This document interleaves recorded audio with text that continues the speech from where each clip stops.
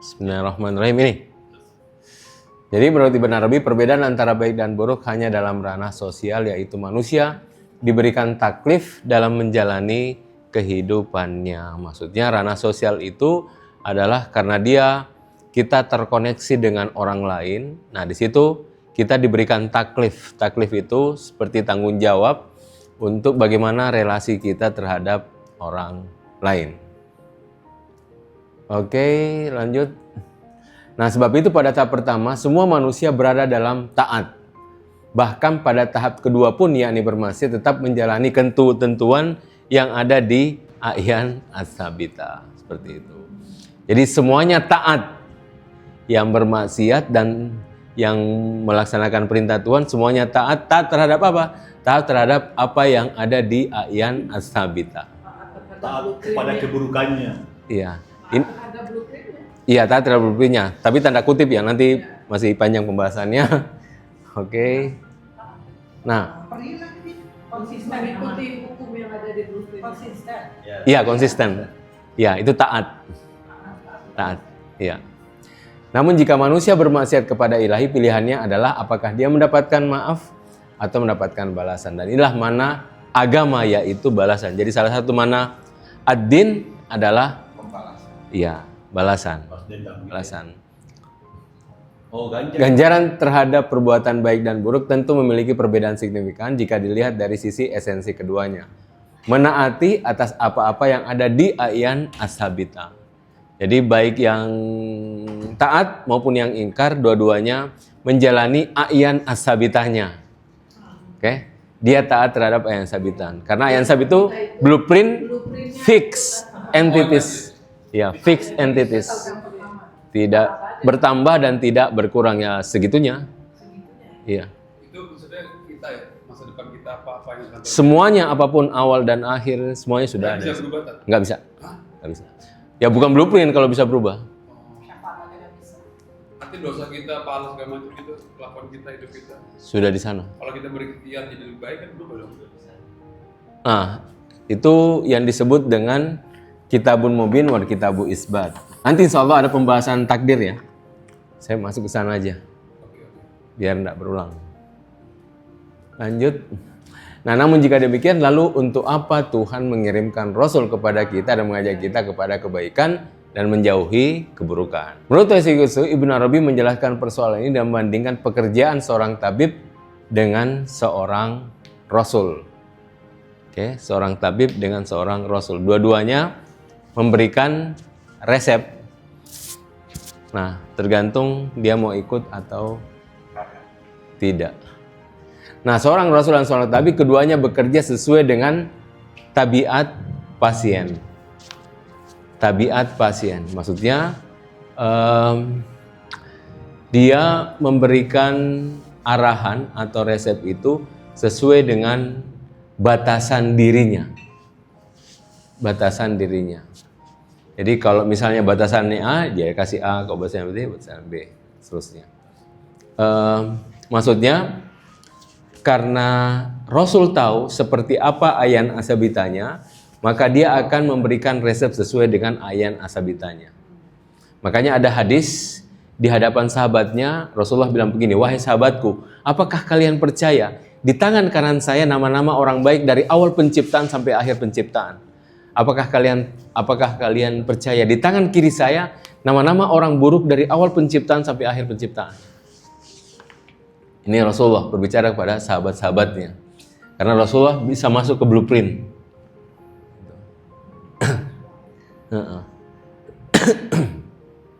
Oke.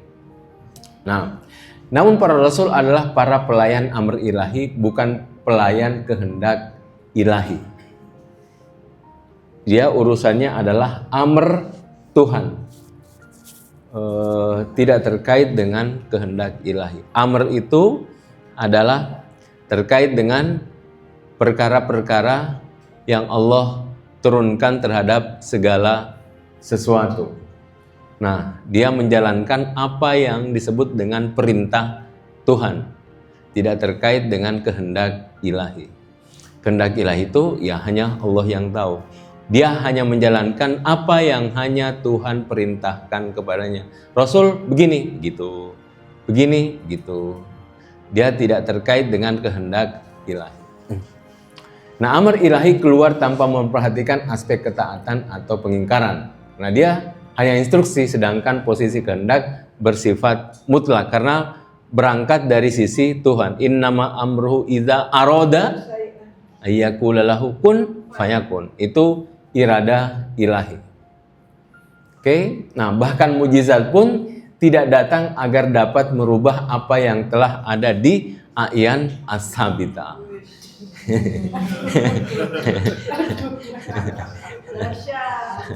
Gitu.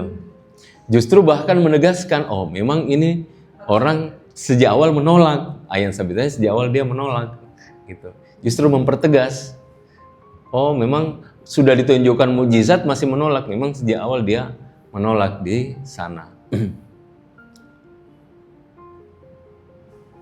Ini masih a'yan sabita ya. Nah, rahasia qada-qadar, oke? Lanjut. Nah, segala sesuatu memiliki aspek takwini. Takwini itu adalah aspek penciptaan sebagaimana adanya, yang tak mungkin lagi dapat berubah dan telah ditentukan sejak di a'yan as-sabita. Dan Tuhan memberikan penilaian atau hukum atas sesuatu berdasarkan a'yan sabita, dan hukum ini disebut dengan qada. Itu yang selalu saya contohkan, dia melamar ke A ditolak, ke B ditolak, di C baru diterima. Nah, Tuhan qadanya itu berdasarkan pilihan, oh di C gitu. Karena memang dia maunya itu terjadi di C. Jadi Tuhan sejak awal tahu kemana ikhtiar manusia diarahkan. Makanya saya selalu menjelaskan bahwa penciptaan Tuhan itu tidak seperti di film I, Robot Will Smith. Okay? Ini referensi film untuk menggambarkan. Jadi robot Will Smith itu ada robot dimasukkan chip. Nah, robot ini bekerja sesuai dengan chip. Nah, penciptaan tidak seperti itu. Tapi kebanyakan manusia ketika menjelaskan penciptaan manusia, kita biasanya seperti di film I, Robot. Jadi Tuhan menciptakan kayak manusia, diberikan chip. Nah, manusia bekerja berdasarkan chip, kanan-kanan, kiri-kiri. Nah, penciptaan ini unik. Tuhan menciptakan sekaligus memberikan ikhtiar, tapi Tuhan tahu di mana ikhtiarnya ini akan berakhir. Dan berdasarkan pilihan ikhtiarnya itulah Tuhan menentukan kodoknya. Mengibaratkan kita ini dalam nggak benar dong ya? Nggak benar. Nggak benar. Kalau gitu malaikat nyatat gitu nggak ada gunanya ya? Ada dong. Ada kan udah tulus, udah jadi semua kan kayak DPR yang udah bikin nggak ada. Apa? Di blueprint kan udah ada. Tapi di ilmu Tuhan. Oh ya. Iya kan? Nggak tahu. Malaikatnya nggak tahu. Nggak tahu. Nggak ada bocorannya. Nah, qadar adalah determinasi atas apa-apa yang terbatasi di qadar, yang saya gambarkan ya, karena Malaikat. ada teman tasa baru datang. Kita jelaskan lagi. Sobat Ruby. Kalau Ustaz repetisi ya.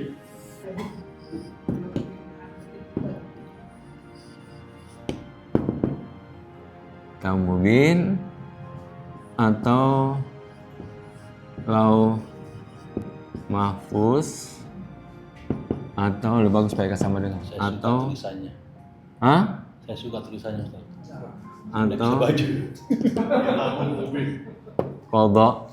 Apalagi merah tadi. Lauhul Mahfuz. Ada kitab Mahu wa Isbat. Sekalian kursus bahasa Arab aja Ustaz. Ini qadha, ini qadar. Oke. Jadi ini disebut kitab masa yamhullahu ma yasha wa yusbit. Allah menghapus dan menetapkan segala sesuatu. Tetapkan, dihapus lagi, dihapus, tetapkan lagi, dihapuskan lagi. Dan contohnya, oh dia berdoa, dia silaturahmi, dia kasih membagi rezeki, umurnya panjang dalam hadis ya. Nah, tetapi meskipun dia menjalankan semua hal-hal yang membuat umurnya panjang, toh ada ajalnya, ada kodoknya. Jadi ini istilahnya akhirnya, ini rincian dari sini. Ini kodoknya, rincian kodoknya itu di kadar. Oh dia kesini dulu, kesini dulu, kesini dulu, baru terjadi. Nah yang terjadi itu tertulis di sini. Oh kesini dulu, kesini dulu, kesini dulu, baru terjadi. Di sini terjadi. Jadi ini kitab ini sebenarnya rincian atas apa yang ada di sini. Jadi dua kitab, satu kitab ketetapan, satu kitab rincian atas ketetapan.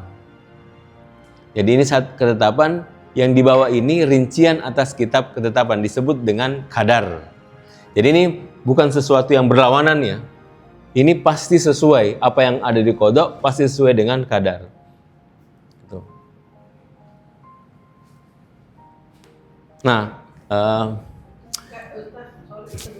ampunan itu di mana letaknya? Ampunan itu apa sih sebenarnya?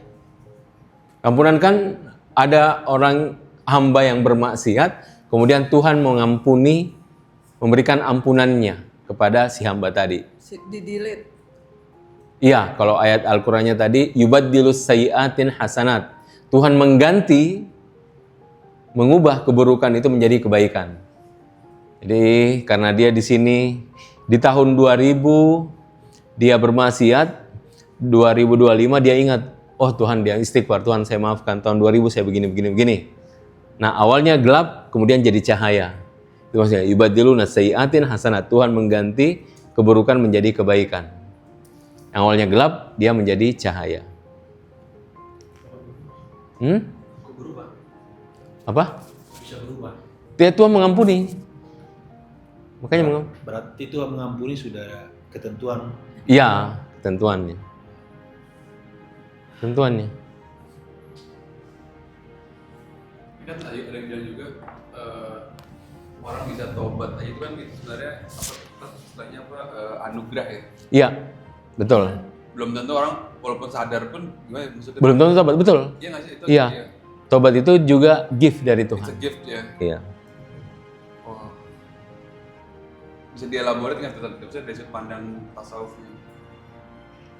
Arti orang yang udah sadar pun itu belum tentu dia bisa dikasih pintu tobat gitu ya, walaupun dia udah mohon-mohon gitu, kalau emang belum datang gitu. Iya, dia mungkin sadar ini salah, cuma belum mau mengembalikan kesadarannya kepada Tuhan. Makanya taubat itu kan kembali. Dia kembali menuju ilahi. Saya sadar, tapi belum mau mengembalikan ini kepada Tuhan. Seperti itu.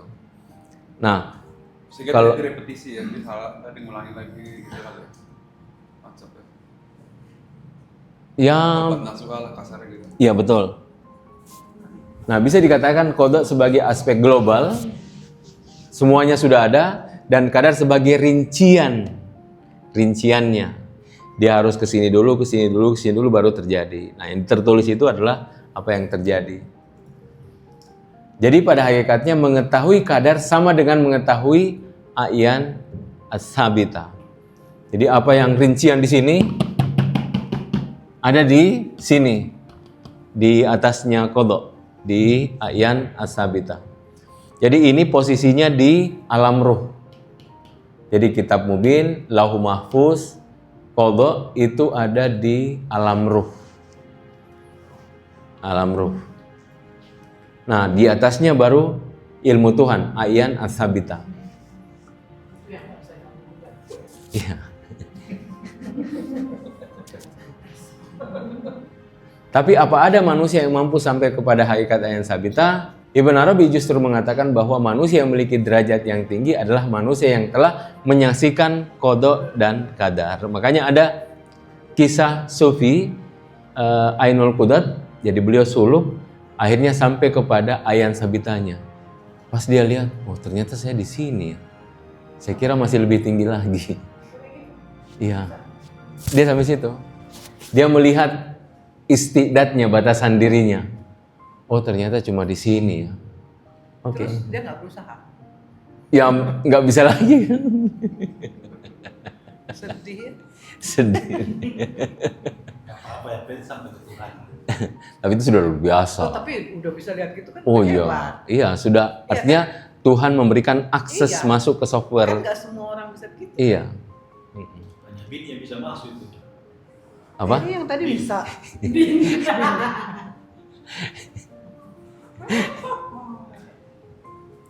Nah, Ibn Arabi membagi dua jenis tingkatan manusia yang telah sampai pada qadar. Ada yang mengetahui secara global dan ada yang mengetahui beserta rinciannya. Ya, ada yang mengetahui cuma akhirnya. Oh begini. Ada yang mengetahui rincian prosesnya begini dulu. Gitu. Oke. Nah, memahami rahasia qadar adalah membawa manusia kepada rahasia eksistensi. Sebab akan memahami segala rincian yang ada di alam ini. Kalau Tuhan membukakan tidak hanya mengetahui kadarnya tapi juga mengetahui kadar alam semesta ini. Nah, tentu itu luar biasa karena ya akan dibukakan pintu-pintu ma'rifat untuk dirinya. Lanjut. Namun meskipun demikian, kata Ibn Arabi, memahami rincian kadar atau ayan sabita akan memberikan kepada manusia ketenangan global sekaligus menjadi azab bagi dirinya. Dia tenang, tapi kayak Ainul Qudrat tadi, oh sampai di sini, gitu. Itu azab bagi dirinya karena mau berusaha apapun ya sudah situ aja, gitu. Jadi kenapa dia tenang? Karena sudah sampai, oh begini ujungnya. Dia tenang, kan? Kenapa azab? Iya menerima. Kenapa azab? Harusnya dia mau lagi, tetapi ya sudah sampai segitu aja. Nah, mereka yang telah sampai pada ayan sabita, satu sisi memiliki kesamaan dengan pengetahuan ilahi karena mengambil sumber pengetahuan yang sama, yaitu di ayan sabita. Kalau kita kembali ke struktur tadi yang di tengah, yang sabita, jadi Tuhan mengetahui sebelum penciptaan dan setelah penciptaan itu di ayan sabita. Dan manusia juga bisa naik ke atas melihat ayan sabita. Ini seperti apa ya contohnya? Software ya. Dan semua bisa akses gitu. Semua bisa akses masuk, dia lihat file. Teng. Jadi Tuhan juga mengaksesnya, manusia juga bisa mengakses itu. Kalau diizinkan Tuhan. Dikasih password, masuk, lalu kemudian dia menyaksikan. Ini upgrade iPhone baru. Iya. Penasaran begitu. Oke. Nah, letak perbedaannya, pengetahuan ilahi antara sabita adalah relasi sebelum dan setelah. Sedangkan manusia tidak ada. Maksudnya, ya karena itu milik Tuhan, ya tentu sebelum dan setelah dan sekarang ini ya semuanya terrelasi dengan Tuhan. Sedangkan manusia tidak. Menurut Ibn Arabi, satu-satunya jalan agar manusia sampai kepada yang sabita adalah dengan kash dan kash zati. Kash zati itu maksudnya penyingkapan yang luar biasa, yang sampai pada puncak. Bisa kembali nggak?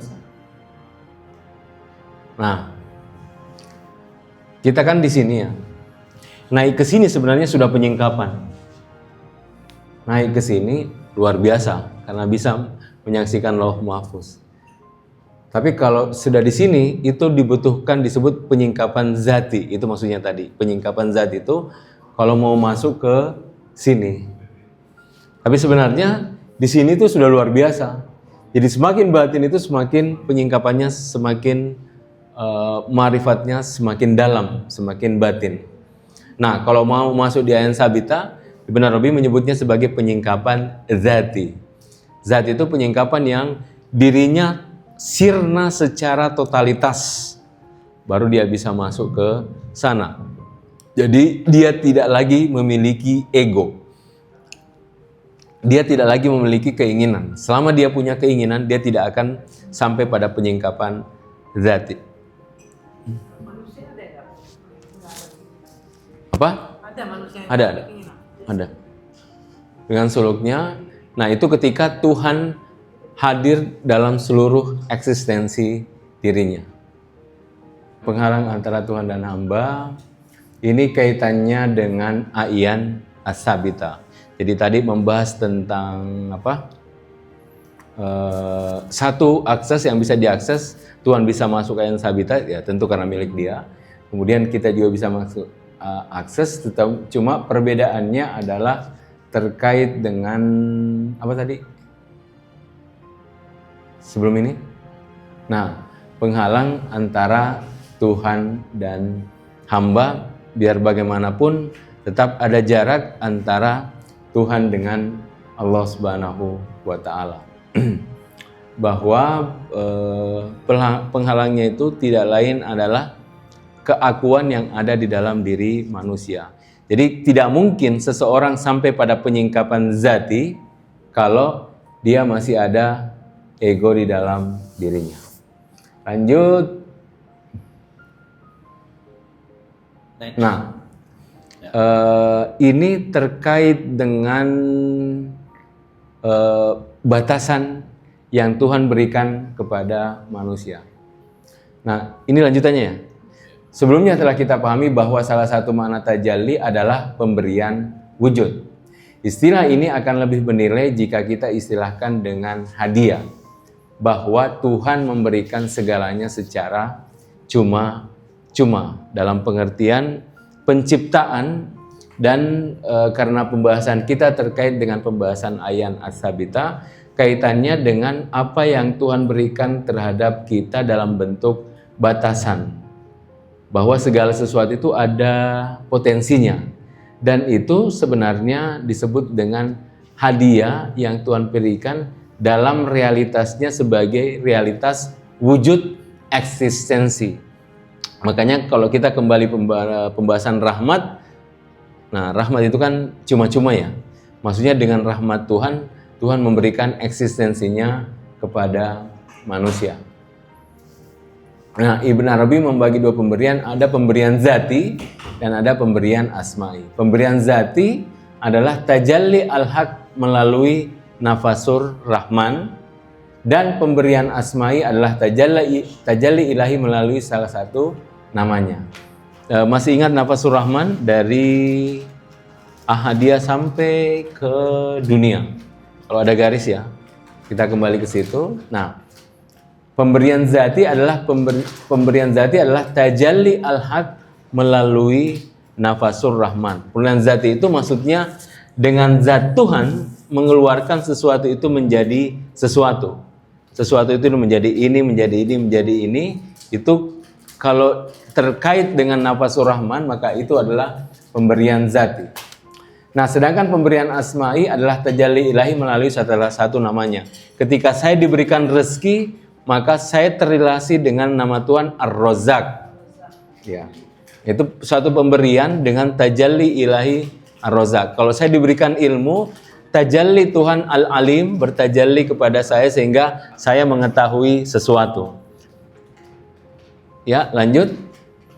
Namun bagaimana memaknai permintaan atau doa jika segala sesuatu telah ada di ayan as-sabita? Oke, lanjut. Nah, ada 3 jenis permohonan. Mereka yang meminta dengan tergesa-gesa. Biasanya kita begitu, Tuhan berikan ini, besok Tuhan. Kan? Iya. Gitu. Nah, sehingga mereka meminta dan tahu bahwa yang dikabulkan, itu yang kedua sudah potensinya. Yang ketiga tahu potensinya sehingga tahu apa yang dikabulkan. Dan ini yang pertama ini yang minta tergesa-gesa karena dia tidak tahu apa yang di atas sana. Karena dia tidak tahu sehingga seolah-olah apa yang dia minta itu harus terwujudkan. Nah, biasanya wakanal insanu ajula ya. Khuliqal insanu ajula. Betul. Iya, khuliqal insanu ajula. Sungguhnya manusia diciptakan itu dan tergesa-gesa. Nah, 2, mereka meminta dan tahu bahwa yang dikabulkan sesuai dengan potensinya. Jadi dia sudah tahu, oh ada ayan as-sabita. Nah, sehingga dia meminta sesuai dengan apa yang ada di sana. Sedangkan yang 3, tahu potensinya sehingga tahu apa yang dikabulkan. Dia tahu apa yang ada di ayan sabita. Sehingga dia tahu, oh ini yang mau turun nih. Nah, dia berdoa, Tuhan, saya mau ini turun. Teng. Gitu. Siapa nabi yang sakit? Nah, ini yang ketiga Nabi Ayub. Nabi Ayub itu tidak pernah meminta kepada Tuhan untuk disembuhkan. Kenapa? Karena dia tahu di sana belum waktunya turun. Oh gitu. Iya. Nah sehingga menunggu itu, nah setelah mau turun, Mbak, Tuhan, saya meminta disembuhkan, baru kasih kesembuhan. Nah manusia yang memiliki makam tertinggi adalah mereka yang meminta bukan karena permintaan, tetapi hanya untuk menyambungkan dirinya atas perintah ilahi. Kenapa? Karena dia sudah tahu bahwa dia meminta atau tidak meminta itu sudah ada di Ayan As-Sabita. Karena itu kalau dia berdoa itu tidak lebih hanya memperhatikan adab seorang hamba, bahwa hamba itu mesti meminta kepada Tuhan. Itu adab seorang hamba. Jadi jangan ibu tidak berdoa ya. Itu harus tetap berdoa, tetapi itu untuk justru menegaskan bahwa kita ini hamba yang tak punya apa-apa. Nah, untuk menegaskan. Jadi itu adabnya. Jadi jangan sampai tidak berdoa. Para nabi kita berdoa, tapi doanya itu ini, li'ittisali li amrillah, untuk menyambungkan dirinya terhadap Tuhan, bahwa dia adalah seorang hamba. Dan hamba itu adabnya adalah meminta. Yang tidak meminta itu raja. Dia punya semuanya. Yang budak itu pasti meminta. Kita ini hamba sahaya, tidak punya apa-apa. Kalau kita membaca doa yang diajarkan para nabi, sebenarnya itu tidak lebih karena adab juga. Adab, karena mereka tahu cara meminta. Gitu. Itu aja, adab saja. Tetapi bahasa kita itu sebenarnya lebih afdal, karena kita tahu apa yang sedang kita rasakan. Nah, ada pertanyaan? Jadi kalau ihdinas siratal mustaqim itu maksudnya apa? Iya, berikan kami siratal mustaqim, itu jalan keterhubungan dengan Tuhan. Doa juga kan? Iya dong, berikan kami petunjuk. Tapi pada akhirnya enggak, maksudnya pada akhirnya kok saya menyimpulkan ya, kalau semuanya dari dia sudah ada ketentuannya, emang nggak layak lah dihukum neraka, kan dia yang bikin. Gawat ini. Gawat. Nah, karena itu kita ada kehendak. Itu yang saya maksud tadi. Saya pilih A, pilih B, terakhir C baru dikabulkan. Oke. Nah, yang tertulis di C. Kenapa? Tuhan menulis sesuatu berdasarkan ikhtiar saya. Jadi ikhtiar tetap ada. Bahkan Tuhan menulis itu berdasarkan ikhtiar saya. Karena Tuhan tahu, oh ikhtiarnya di sini. Tuhan tahu, Makanya pembahasan Ayan Sabita itu sama dengan pembahasan ilmu Tuhan. Berarti sekarang. Iya. Alhamdulillah. Nah, di sisi lain ada 3 bentuk permohonan, doa maksudnya permohonan. Ada doa bil lisan, dengan bil hal, kondisi, dan bil isti'dad. Itu. Yang terakhir itu sesuai dengan Ayan Sabita. Ada, kalau tadi ada orang berdoa tergesa-gesa, itu bil lisan. Meminta aja dia, tapi dia tidak tahu apa yang di sana. Itu. Nah, ada doa bil hal, dengan kondisi. Kondisi itu memang jeritan hatinya, kan? Apa yang dia alami. Ada doa bil istidad, sesuai dengan apa yang ada di Ayan As-Sabita. Ya, biasanya ini doanya para nabi. Dia tahu apa yang ada di sana. Kebanyakan kita cuma di 2 ya, lisan dan hal. Kita belum naik ke atas melihat apa yang di sana, sehingga ya permintaan kita tidak sama dengan para nabi.